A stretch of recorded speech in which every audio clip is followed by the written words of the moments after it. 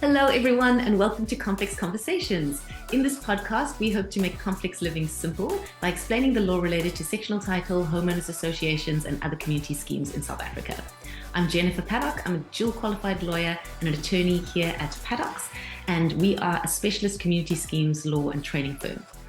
Now, I wanted to kick off our first podcast with the principles of sectional title law that govern who is responsible to pay for maintenance and repairs in sectional title schemes, because this is without doubt the subject of most disputes in sectional titles. Essentially the question, who pays, who is responsible? Most matters that come across our legal consulting desks and most of the questions that are asked on Paddocks Club essentially boil down to this simple question, who is responsible to pay? And it's no surprise that everybody always wants somebody else to pay the costs. So in this episode, I'm going to walk you through the general legal principles that must be applied in determining liability for maintenance and repair and replacement work in sectional title schemes. I'm going to give you some questions to ask and tell you what the responses mean from a legal perspective. And I will also explain some exceptions that apply to the general rules and also some misconceptions that abound in terms of who's responsible to pay.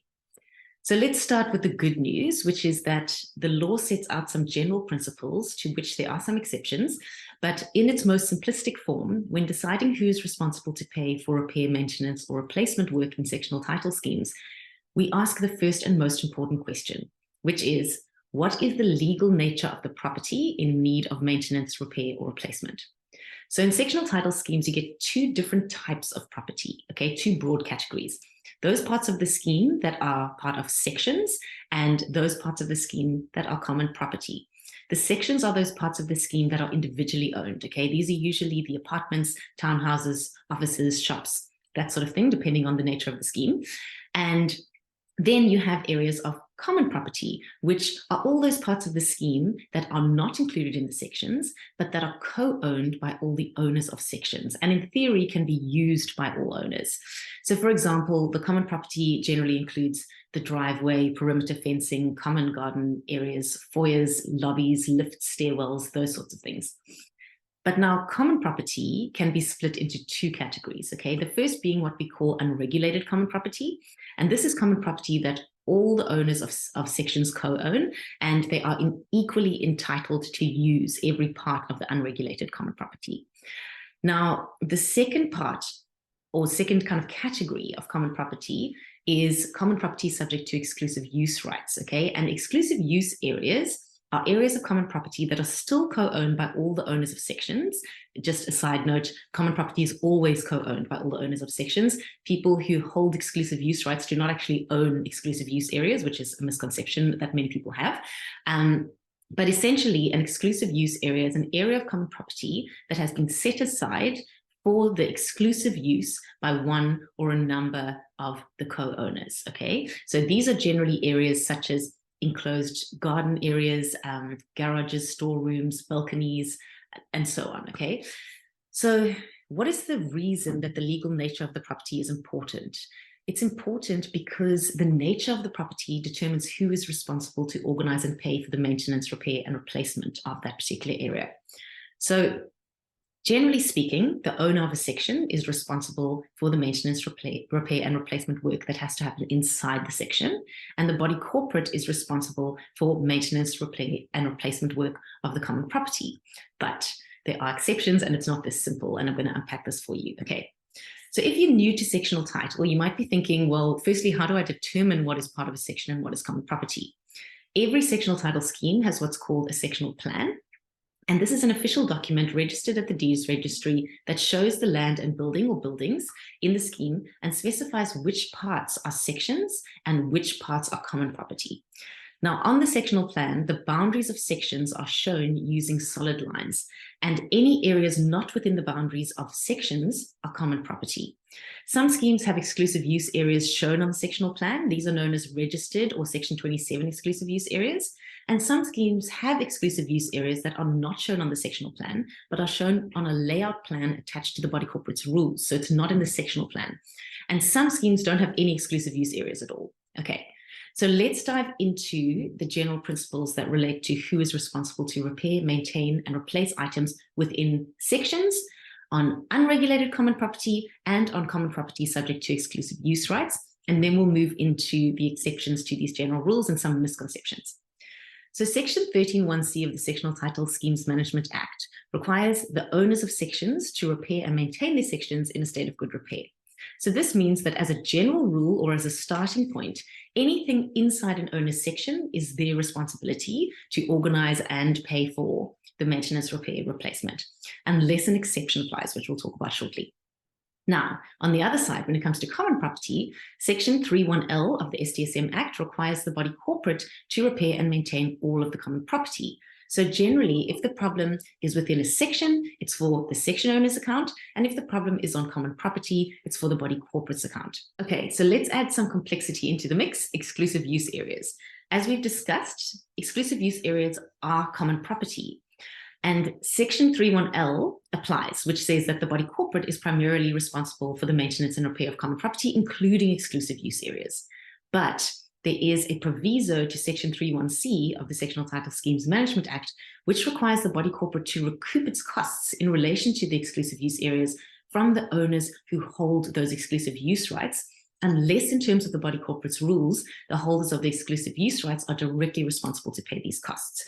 So effectively, we have to separate the operational responsibility to arrange the repair, maintenance, or replacement work in exclusive use areas, which falls on the body corporate.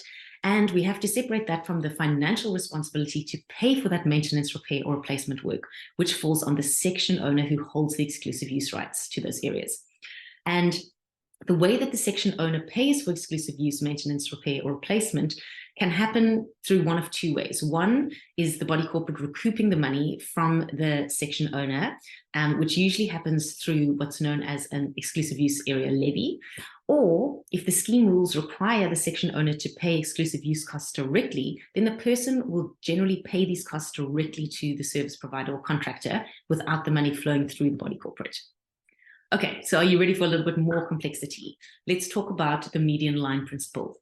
So in sectional title, according to Section 5(4) of the Sectional Titles Act, the section's boundaries extend to the median line or midpoint of its floors, outer walls, and ceilings. This means that we have what we call the outer skin of the building, which is common property. So the roof, outer half of the walls, and the foundations of the building are all common property. And when it comes to windows, doors, and skylights in the exterior walls of sections, Section 5(5)(a) of the Sectional Titles Act says that the median line runs through these, meaning that windows, doors, skylights, and so on, actually that are located in the exterior walls of sections are always half section and half common property. This means that the section owner and the body corporate share responsibility for the maintenance, repair, and replacement of windows, doors, skylights in exterior walls, ceiling, foundation, 50-50. Okay, so it's a 50-50 split. Generally, the body corporate will arrange for the repair, maintenance, replacement, but the owner must foot 50% of the bill and the body corporate foots 50% of the bill. Okay, so let's move on to some exceptions and misconceptions to the general rules. That if the problem is within the section, it's for the owner's account. If it's on unregulated common property, it's the body corporate's account. So exception number 1 is common services inside a section. So if a problem is inside a section, but the defect is in a common pipe, wire, cable, or duct that serves more than just that one section, then Section 3(1)(r) of the STSM Act, Sectional Title Schemes Management Act, provides that it is the body corporate's responsibility to do and pay for the work.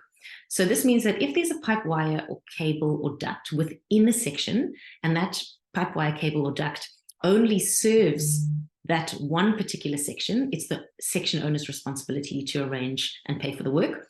But if a pipe, wire, cable, or duct is located within a section, and there's a defect within that pipe, wire, cable, or duct in that section, but that pipe actually serves a number of different sections, or it serves that section and the common property, then it's the body corporate's responsibility to maintain, repair, or replace that pipe within the section. Okay, a misconception that comes up a lot with pipes is that if there is a pipe on the common property that only serves one section, and there's a defect in that pipe on the common property, that the section owner who benefits from the pipe must pay. It's like a user pays principle. They think, okay, because this common property pipe is only serving this one section, this section owner must pay for it. But that's actually not the case at all. It's still, if the defect is in the common property portion of the pipe, even if the pipe only serves one section, it is for the body corporate's account. Of course, if the pipe If the defect in the pipe is actually within the section, then and the pipe only serves that one particular section, it will be for the section owner's account.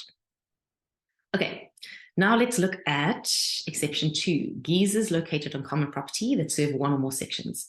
If there is a water heating installation located on common property, let's say, for example, in the roof of the building, which is common property, and the geyser serves only one section, or maybe 2 or 3 sections, it serves a few sections, okay? Then the owner of the section who is benefiting from that geyser pays the cost related to that geyser, even though it's on common property. And if there are a number of sections served by that geyser, then those owners all pay pro rata for the maintenance, repair, or replacement of that geyser. Okay, and that's in terms of Prescribed Management Rule 31.1. Another misconception is structural defects. So often owners will think that a defect in their section is for the body corporate's account because it's structural nature. So say there's a crack in a load-bearing wall, something like that. An owner will often say, okay, well, this is obviously structural, and so it's not my responsibility. But actually, the STSM Act does not support that at all. The fact that part of the building is structurally significant doesn't mean that the body corporate is responsible to repair it. We have to once again look at, is it in the section or is it in the common property? There may, of course, be claims, like, for example, if the owner of a section has a crack in a load-bearing wall and they fix it and then they find out that it is actually coming from some defect in the common property, they may have a claim against the body corporate. But in the first instance, it is the section owner's responsibility to repair, maintain, replace. Okay, and lastly, you always need to check if there's a scheme rule or registered condition that changes the principles of the Sectional Title Schemes Management Act or the Prescribed Management Rules that I've just explained to you. So in summary, I want to give you a few little questions that you can ask to figure out who's responsible for repairs and maintenance and replacement in sectional title schemes. Answer these 5 questions, and in most cases, you'll have the answer.